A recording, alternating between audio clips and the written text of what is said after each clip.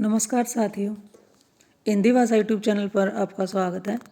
साथियों, आज हम चर्चा करने वाले हैं, बड़ा ही महत्वपूर्ण विषय रहने वाला है और ये महत्वपूर्ण वन लाइनर प्रश्न है जिसमें हमारा विषय रहेगा क्रिया और काल। जो किसी भी कॉम्पिटिटिव एग्जाम में अगर हमारी हिंदी आती है उससे संबंधित ये क्रिया और काल में से 2-3 क्वेश्चन आते हैं, तो बड़ी ही महत्वपूर्ण वीडियो रहने वाली है। चलिए वीडियो की शुरुआत करते हैं। जिस विकारी शब्द के प्रयोग से हम किसी वस्तु के विषय में कुछ विधान करते हैं उसे क्या कहते हैं? जिस किसी विकारी शब्द के प्रयोग से हम किसी वस्तु के विषय में कुछ विधान करते हैं उसे क्या कहते हैं? उसे क्रिया कहते हैं।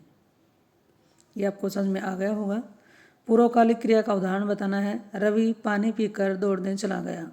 पहले क्या काम किया है? पानी पिया है और फिर दौड़ने चला गया। पूर्वकालिक क्रिया क्या है? पानी पीकर। क्रिया के कितने भेद होते हैं? क्रिया के 2 भेद होते हैं। आगे चलिए। द्विकर्मक क्रिया का उदाहरण है। संगीता ने राधा को पुस्तक दी। अब देखिए, इसमें द्विकर्मक यानी कि ऐसी क्रिया जिसमें क्या कर्म है? 2 कर्म पाए जाते हैं। पहले राधा को एक कर्म यह है, दूसरी क्या है? पुस्तक। इसमें मुख्य कर्म क्या है? पुस्तक है और गौण कर्म क्या है? राधा। सकर्मक क्रिया का उदाहरण क्या है? लिखना। लिखना भी क्या है? एक सकर्मक क्रिया है। मोहन नहाकर पूजा करने चला गया। अब ये कौन सी क्रिया है? इसमें भी नहाकर पूजा करने चला जाना, तो ये भी पूर्वकालिक क्रिया है। कमला ने शांति को पुस्तक दी, तो इसमें पूर्ण द्विकर्मक क्रिया है। एक शांति को कर्म है और दूसरा पुस्तक। अकर्मक क्रिया के कितने भेद होते हैं? 2 भेद होते हैं। आगे देखते हैं। क्रिया कैसा शब्द है? क्रिया विकारी शब्द है। विकारी शब्द जिन शब्दों का रूप बदल जाता है उनको विकारी शब्द कहते हैं। संज्ञा, सर्वनाम, विशेषण और क्रिया, ये 4 विकारी होते हैं और अव्यय क्या होते हैं? अविकारी। हथियाना में कौन सी क्रिया है? नाम धातु है। अब ये नाम धातु क्या है? हाथ से, हाथ एक संज्ञा शब्द है और उसके बाद आना लगा दिया, प्रत्यय तो बन गया हथियाना। संज्ञा, सर्वनाम और विशेषण शब्दों के पीछे जो प्रत्यय लगकर जो शब्द बनते हैं उनको हम क्या कहते हैं? नाम धातु कहते हैं। संज्ञा, सर्वनाम और विशेषण शब्दों के बाद में प्रत्यय लगाकर बनाया गया शब्द होता है नाम धातु। प्रयोग की दृष्टि से कितने भेद होते हैं? 5 भेद होते हैं। चलना, फिरना, खाना कौन सी क्रिया है? ये मुख्य क्रिया के अंतर्गत आती हैं। अगला है, मुख्य क्रिया के अर्थ को प्रकट करने वाली क्रिया क्या कहलाती है?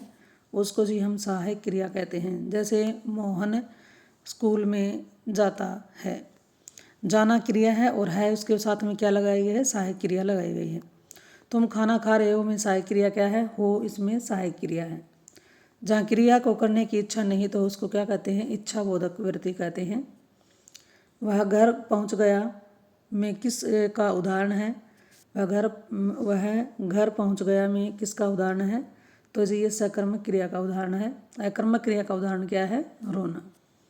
अगला हमारा है अकर्मक क्रिया का उदाहरण, इसमें क्या है? रोना है। प्रेरणार्थक क्रिया का उदाहरण क्या है? लिखवाना। प्रेरणार्थक क्रिया क्या होती है? जिस क्रिया को करता समय नहीं करता है बल्कि प्रेरणा से किसी और से करवाता है, किसी दूसरे का सहारा लिया जाता है, तो उसे प्रेरणार्थक क्रिया कहते हैं। जैसे लिखना क्या है? ये क्रिया हो गई और लिखवाना क्या हो गई? प्रेरणार्थक क्रिया, प्रेरित करके काम करवाना। धातु से बनने वाली क्रिया क्या कहलाती है? नाम धातु। अकर्मक क्रिया का उदाहरण क्या है? ठहरना। उसने नहा धोकर भोजन किया। नहा धोकर और भोजन करना, ये क्या होगी? पूर्वकालिक क्रिया। जो क्रिया कर्म का बोध नहीं कराती उसे क्या कहते हैं? अकर्मक क्रिया। जब 2 या 2 से अधिक क्रियाएं मिलकर किसी पूर्ण क्रिया को बनाती हैं, जब 2 क्रियाएं साथ में मिल जाती हैं तो क्रिया क्या कहलाती हैं? संयुक्त क्रिया। संयुक्त क्रिया का उदाहरण देखिए। तुम प्रतिदिन पढ़ने आया करो। पढ़ने और आया, तुम प्रतिदिन पढ़ने आया करो, तो ये कौन सी क्रिया हो गई? यहाँ पर संयुक्त क्रिया। सकर्मक क्रिया क्या है? खाना। कैसे है? जैसे कि हम कुछ भी खा सकते हैं, रोटी खा सकते हैं, फल खा सकते हैं, इस तरह से। राम ने खाना खाया होगा में कौन सी क्रिया है? इसमें क्रिया नहीं, इसमें आपको बताना है कि इसमें कौन सा काल है। राम ने खाना खाया होगा, तो जी ये क्या है?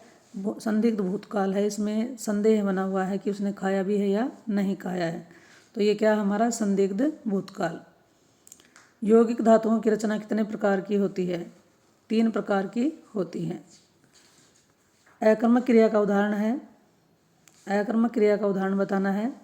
रोना क्या है? अकर्मक क्रिया का उदाहरण है।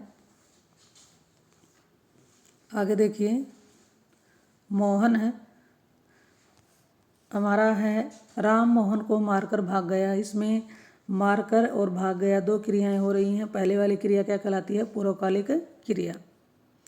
अगला है हिंदी में शब्दों का लिंग निर्धारण किसके आधार पर होता है? क्रिया के आधार पर। बहुत ही इंपॉर्टेंट है। हिंदी में शब्दों का लिंग निर्धारण किसके आधार पर होता है? क्रिया के आधार पर।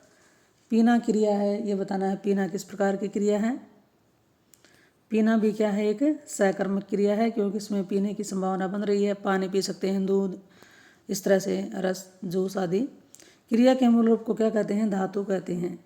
जैसे लिखना क्या है? क्रिया है, लिखना एक क्रिया है, और इसमें लिख क्या है?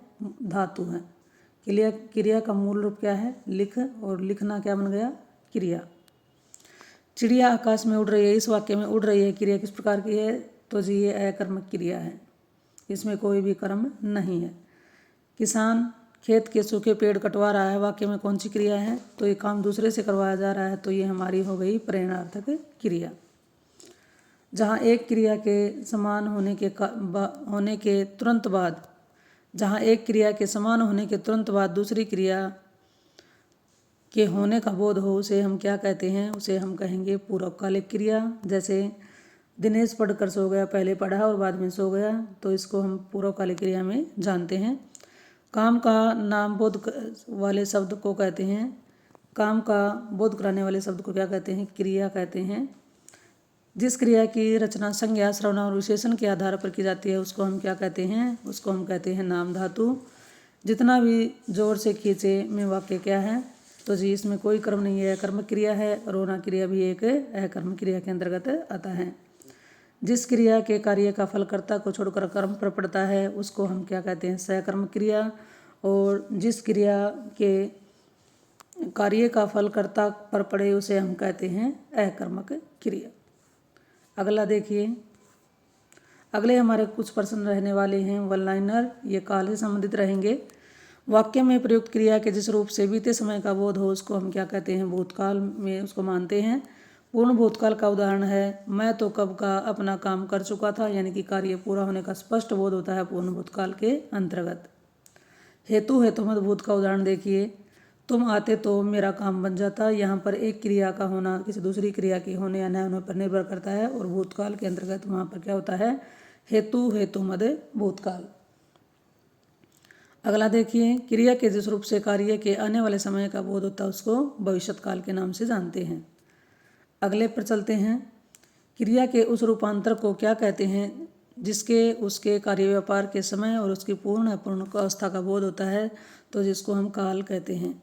भूतकाल के कितने वेद होते हैं? 6 वेद होते हैं। भारत की दूसरी स्थिति दूसरी थी का भूतकालीन रूप क्या होगा? इसका भूतकालीन रूप होगा भारत में दूसरी स्थिति थी। अगला हम आगे देखिए, तात्कालिक वर्तमान का उदाहरण देखिए, मैं पढ़ रहा हूँ, ये किसका उदाहरण है? तात्कालिक वर्तमान काल का। क्रिया के जिस रूप से वर्तमान चल रहे समय का बोध उसे वर्तमान काल कहेंगे। लड़के ने पुस्तक पढ़ी है का उदाहरण बताना है पूर्ण वर्तमान काल। सामान्य भूत का उदाहरण है मैंने राजू को पीटा, ये किसका है? सामान्य भूतकाल में ये काम कर चुके थे। अगले देखिए आगे की ओर, संभव है कल मैं न आऊँ, किसका उदाहरण है जी ये? तो ये उदाहरण हमारा है संभाव्य भविष्यत काल का। सामान्य भविष्यत का उदाहरण है वह खेलेगा, भविष्य में वह काम क्या करेगा? खेलने का। राधा गई है कौन से काल का उदाहरण है? ये आसन भूतकाल का है। जो आसन होता है, जो अभी भी बीता समय है, उसको आसन भूतकाल के नाम से जानते हैं। तो जी ये इस तरह से हम वन लाइनर प्रश्नों पर चर्चा कर चुके हैं। तो आगे अगर आपको ये जानकारी अच्छी लगी हो तो इसे अपने साथियों के साथ ज़रूर शेयर करें।